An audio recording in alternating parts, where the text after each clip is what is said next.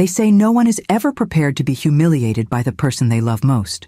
But no one warned me that life's harshest blow could come in the form of a glass of orange juice, cold, sticky, running down my face in front of all my relatives. To this day, I don't know what hurt more, the silence that followed or my daughter Jessica's nervous laugh. All I know is that everything changed that stifling Sunday afternoon at my sister Martha's house when I finally said no to the woman I raised on my own. My name is Donna Parker. I'm 68 years old, and I never imagined I'd live to become a walking ATM for my only daughter. Not for lack of effort or love. Jessica lost her father early. Pancreatic cancer, a brutal diagnosis. She was only 6. She grew up seeing a tired mother who taught children the alphabet by day and at night sewed for extra money, sold sweets around the neighborhood, and still found time to read bedtime stories. Also, my daughter would never feel her father's absence as a sentence. Maybe that's why I always gave in too much. Jessica grew up beautiful, full of wants, ambitious. I wanted her to shine, but it was my fault I never taught her the value of earning things for herself. By 17, she was using my credit card as if it were hers, because all the other girls had one. At 23, she maxed it out twice in a month to travel to New York, but I chose to patch up the mess instead of setting a limit. Now she's 38, and nothing has changed. She still asks, demands, yells when I say I can't. The only difference is that now she humiliates me. That Sunday, the whole family was gathered. Siblings, nieces, distant uncles. It was Cousin Charles's birthday, always hosted in my sister's backyard. Barbecue, old country music, a generous table, that mix of warmth and competitiveness you find in a big Southern family. Every year, Jessica arrived late, high heels, styled hair, designer clothes, sunglasses, as if coming from a gala event. I'd already noticed her impatience when she pulled me into the kitchen the moment she arrived. "Mom, where's the card?" she asked bluntly, tossing her purse on the counter. "It's here." I took it from my wallet and handed it over, feeling that familiar lump in my throat. "And the pin?" Jessica whispered, with that look of disdain. "Jessica, No, not today. I already paid for everything for the party, and I helped you with rent this month.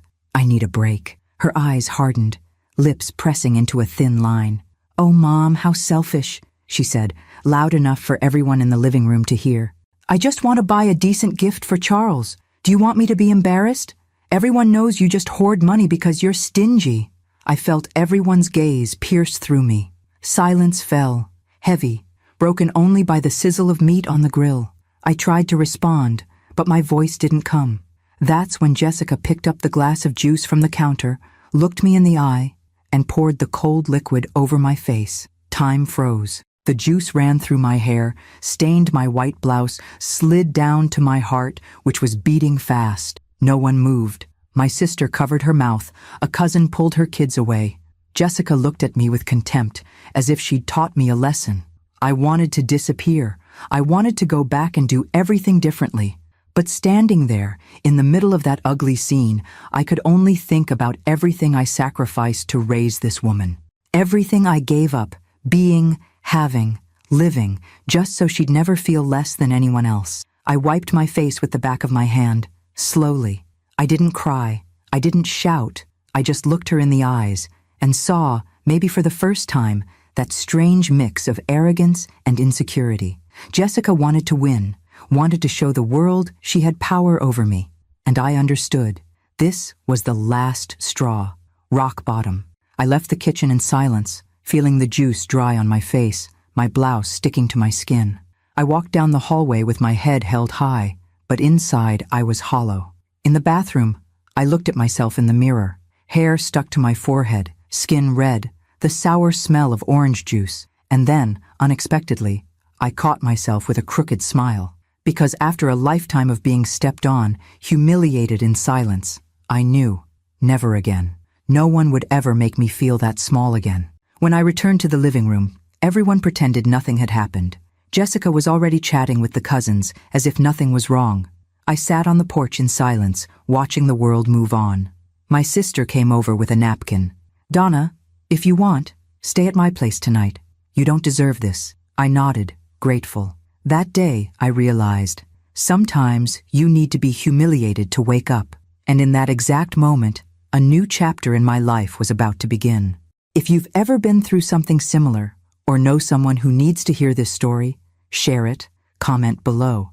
And if you want to hear even more powerful stories, ad-free, join the VIP group through the link in the pinned comment.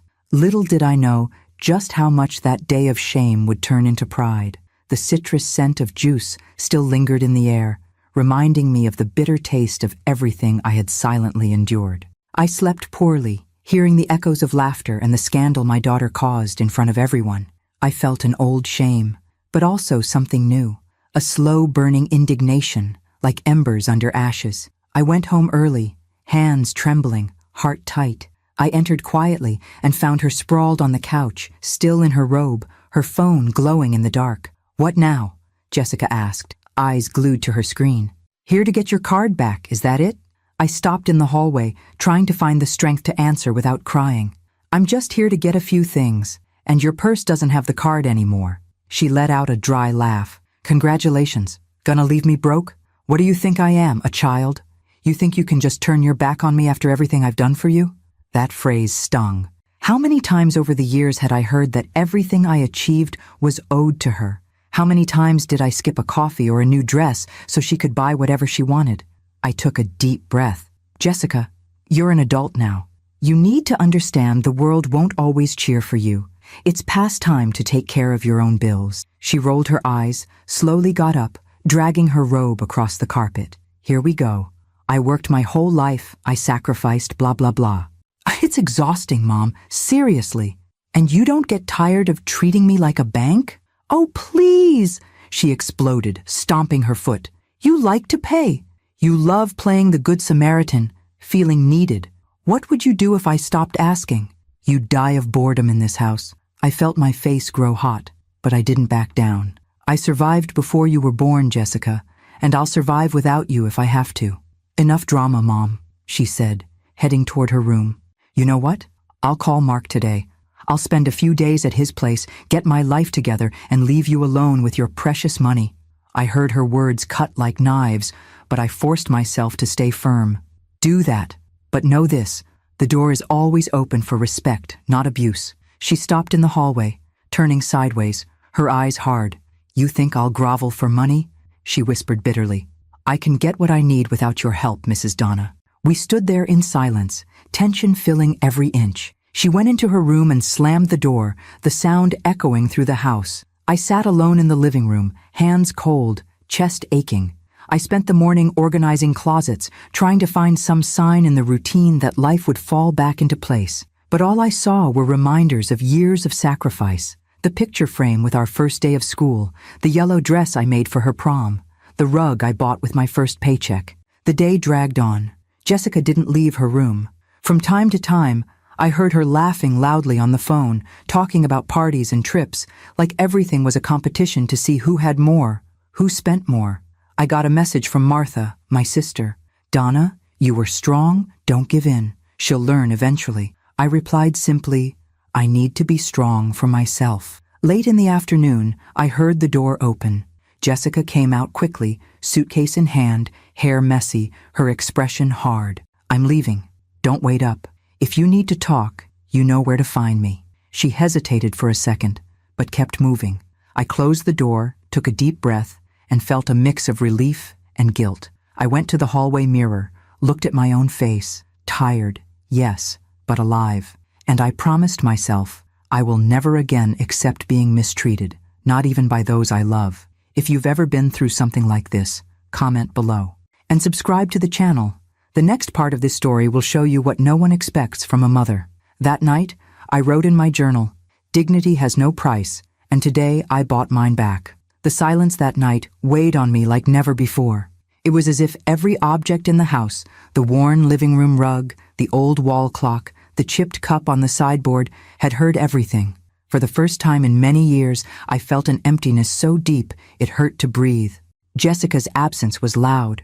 I wandered from room to room, remembering little things, her childhood laughter squeezing lemons in the kitchen, the scoldings that became jokes after dinner, the sound of her heels echoing down the hall as she rushed out to parties. All of it felt distant now, as if my own story belonged to someone else. At breakfast, I found myself sitting alone at the table. Stale bread, coffee gone cold. The news in the background spoke of inflation, crisis, words that once worried me, but now only made the echo of abandonment louder.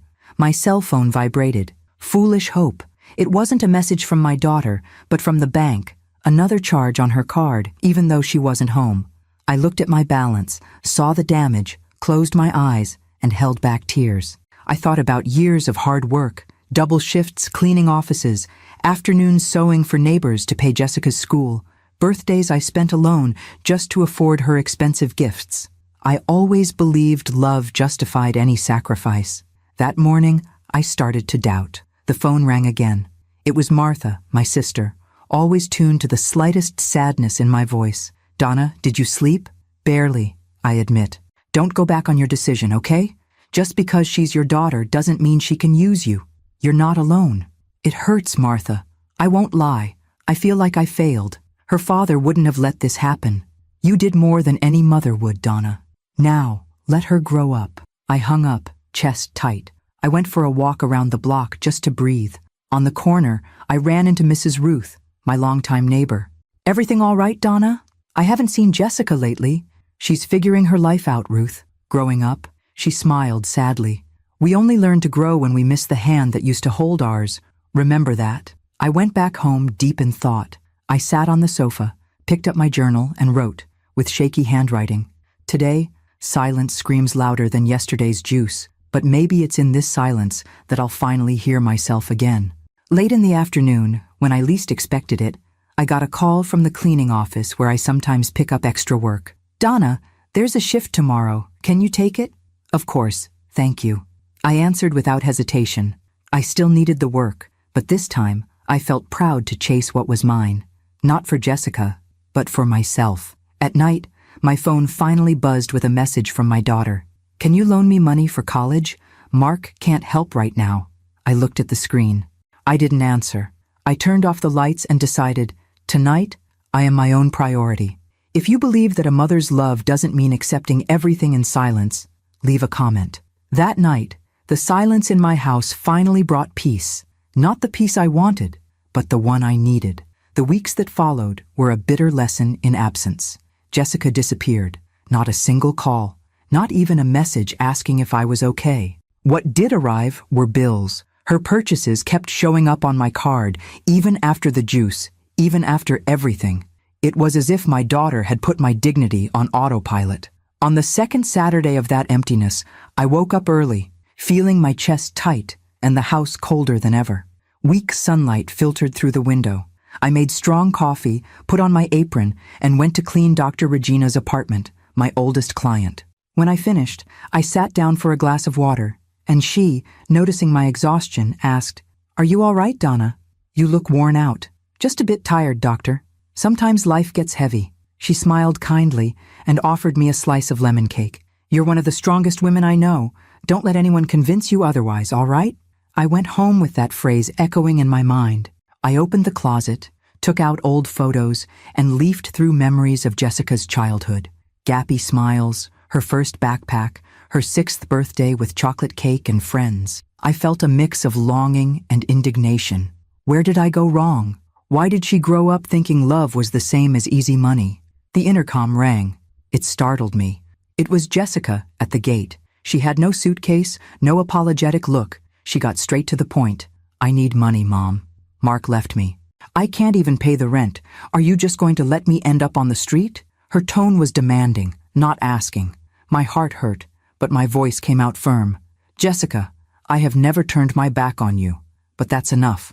No amount of money will fix this emptiness you feel." "So that's it?" she screamed, right there in the street. "Either you help me, or I'll never speak to you again." Some neighbors looked over, surprised. I wanted to hug her, to say everything would be all right. But her words were too sharp. "You don't talk to me anymore, Jessica. You only come to me when you need money. I'm a mother, not an ATM." She turned red, eyes filling with tears. Not of pain, but of anger. "You always play the victim, Mom. You owe me. I only have you." I swallowed my tears. "I gave you everything. Education, a roof, love, food. What I didn't give you was the right to disrespect me." Jessica turned away and walked off quickly, slamming the gate. I stood there, knees weak, listening to the echo of her footsteps fade down the street. That night, I sat on the porch and listened to the distant sound of cars, the smell of fresh bread from the neighborhood bakery. I cried quietly, but it was a different kind of crying. It wasn't just sadness, it was freedom.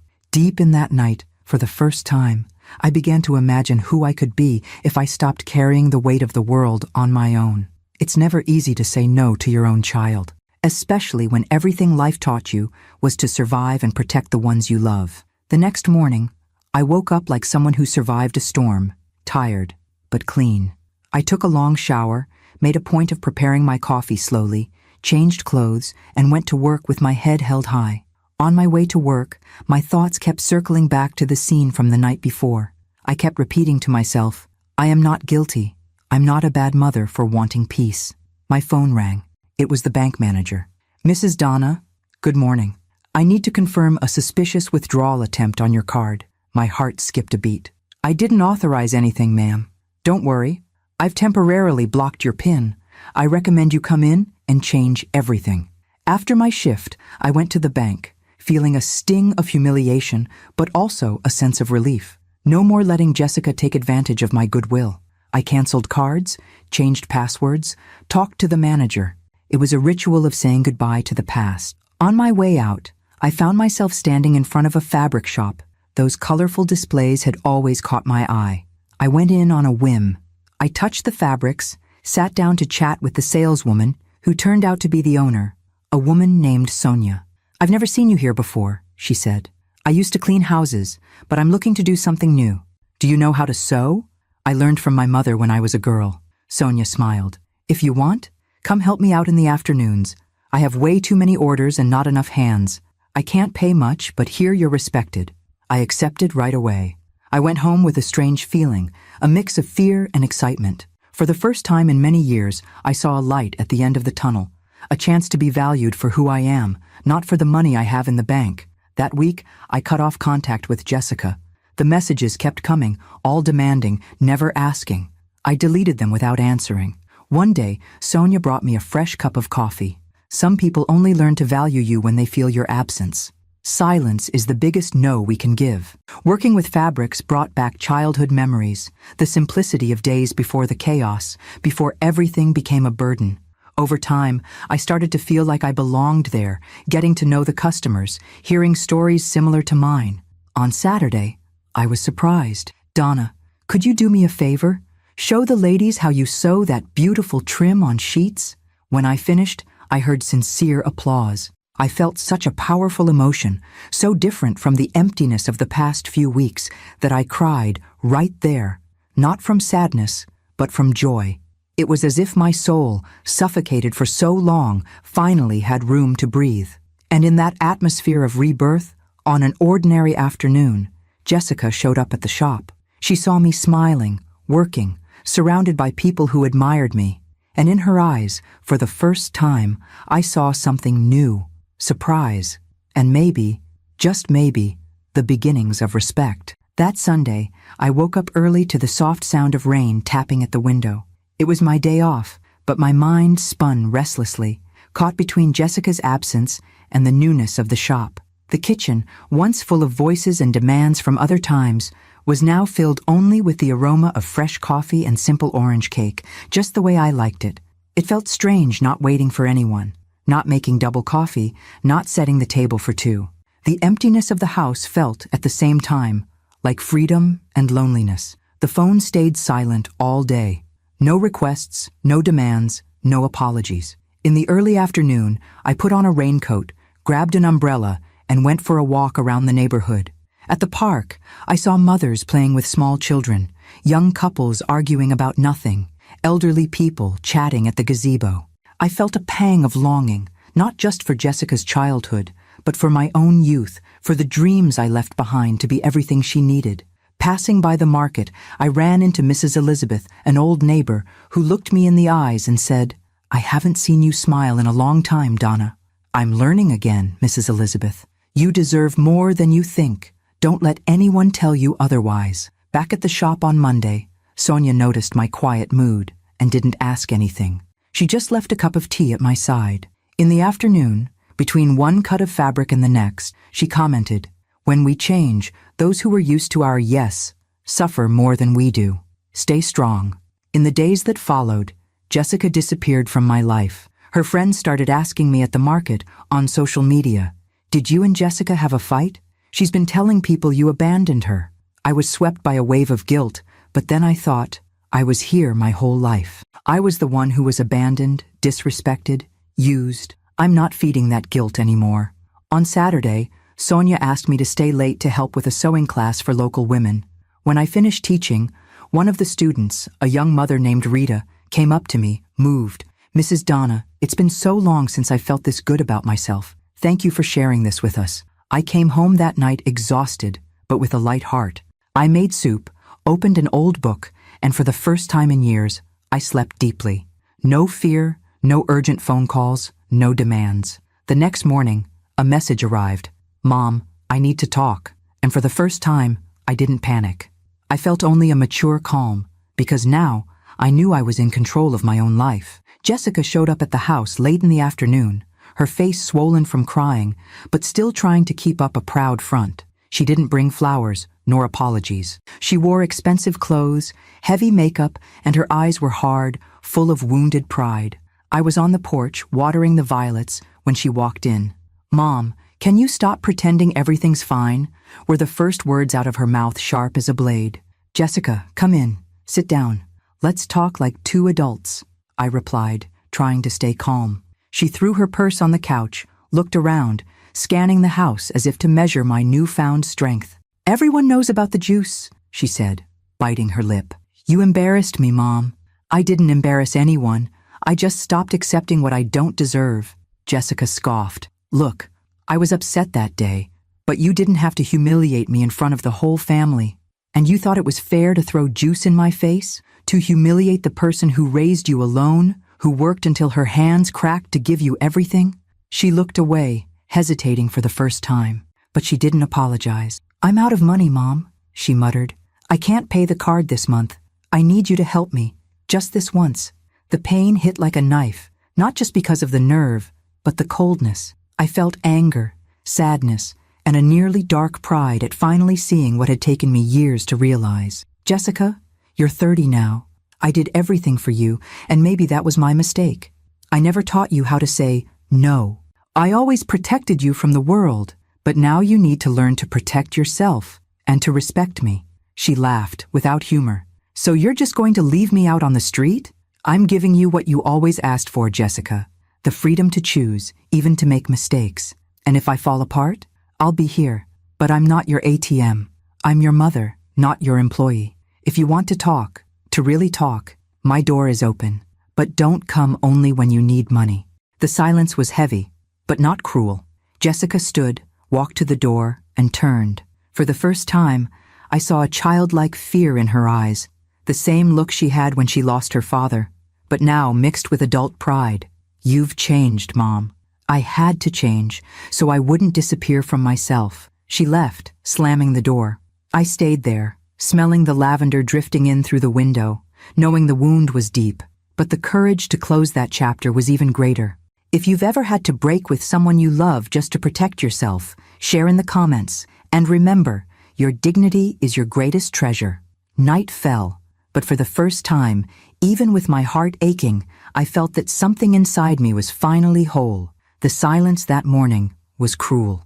It wasn't peace.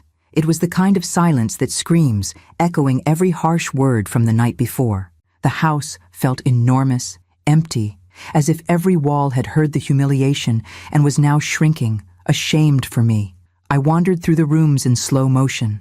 I felt in my chest the question that had haunted me for years. How did I end up here?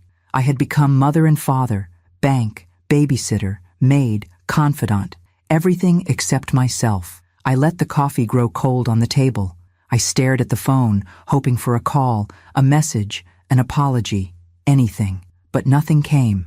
There was no one left to save, except myself. I sat down on the kitchen floor, hugged my knees, and cried like I hadn't cried since my husband died. It was anger, yes, but also mourning for what would never come back. The illusion that love, just love, is enough to raise someone right. That's when Lucia showed up, unannounced. She didn't bring bread or flowers. She came in, saw my state, and sat down next to me on the floor, just like in the old days, when we were young and the world seemed less cruel. "You know, Donna, you stopped living for yourself a long time ago," she said, looking into my eyes with no pity. "It's not your daughter's fault that she's alone in this. You fed this monster with every concession, every silence." It hurt to hear that, but it was the raw truth. Lucia pulled me up off the floor and made me promise out loud that I would never again let anyone, not Jessica, not fear, not guilt, rob me of my dignity. In the afternoon, we went out, not for a stroll, but to face the world. We went to the bank. I canceled extra cards, changed my passwords, opened an account just for me. We went to the salon. I cut my hair short, took years off my shoulders. When I got back home, I looked in the mirror and barely recognized that woman with the fierce eyes and lifted chin. As night fell, I sat on the porch alone. The pain was still there, but so was a new rage, a strength I'd forgotten I had. I wrote, on a piece of notebook paper, the new rules of my life. None were for Jessica. They were for me. If you've ever felt like your home became a prison, comment below. Like and share this story. Maybe someone needs to hear that it's possible to break the cycle. That night, I didn't cry. I roared, even if only in silence, because only those who have hit rock bottom know what freedom really tastes like. It was a week of rebuilding, and at the same time, an internal battle. The phone would ring, and I'd look at the screen but wouldn't answer. Jessica sent messages, sometimes cold, sometimes dramatic, trying to make me feel guilty. "Mom, are you really going to leave me like this?" Or, "I just needed some time to figure things out. You know how I am." But this time, every phrase bounced right back. I was no longer that woman who blamed herself for everything. I went to the farmer's market alone for the first time in years, not rushing to buy the treats Jessica always wanted. I walked through the flower section, saw a pot of orchids, and thought of bringing it home, not to impress anyone, just because I wanted to. I felt like laughing when I saw a package of lemon cookies. I picked one up, looked at it, and put it back on the shelf. Not anymore. On my way out, I ran into Mrs. Lucy, my neighbor for years, who always thought I was strong. "You've been missing, Donna," she said. "Now, more present than ever," I replied with a firm smile. At home, I started cleaning out the closets. I got rid of old things, clothes I only kept because Jessica asked me to. I opened the windows, let the breeze in, cleaned every corner of the house as if I were cleaning old wounds. On the radio, the song I used to listen to in high school was playing, and for the first time, I danced alone in the living room, feeling the floor, feeling my body, feeling that I still existed. At the end of the day, Jessica showed up. She came in like a hurricane, voice loud, slamming doors, trying to impose that authority that only ever worked because I allowed it. "Mom, I need the card. You can't leave me like this. Are you really going to refuse to help me after everything?" I looked at her. The juice was still a stain in my memory, but there was no anger, just a strange compassion and a wall. "Jessica, the pin is mine, and so is my life. If you want something, you'll have to earn it. I'm not an ATM anymore, or a wall for you to punch when you're frustrated. In this house now, there are rules and respect. Sit and eat with me if you want, but emotional blackmail doesn't work anymore." She was silent. For a second, I saw the scared little girl I once raised, hiding behind the arrogant woman she had learned to be.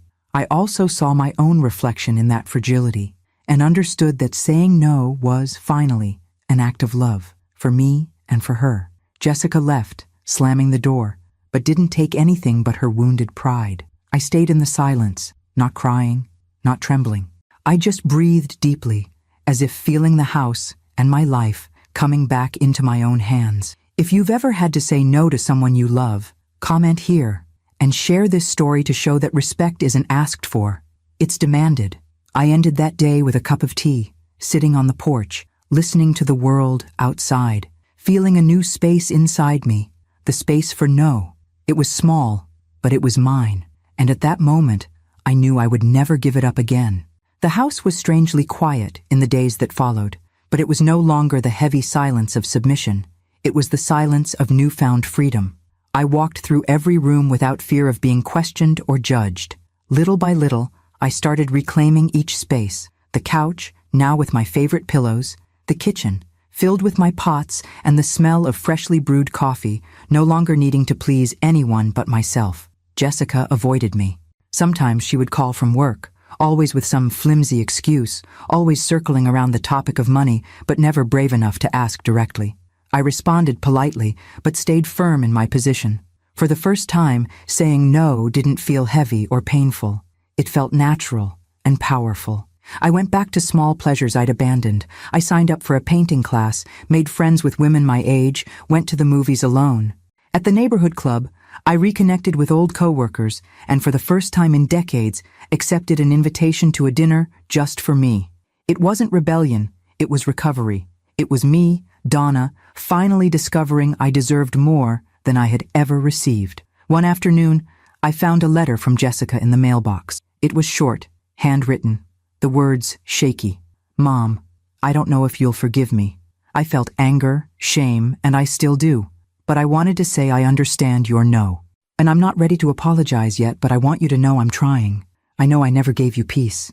I just want you to be happy. Jessica. I read the letter 3 times, each reading lifting a weight from my chest. I didn't cry. I smiled. The first step was hers. The journey would be walked from both sides, with limits, respect, and time. Little by little, Jessica started to change. She sent quick messages, sometimes shared work news, asked for recipes, asked for advice, without asking for anything else. It was strange, and good.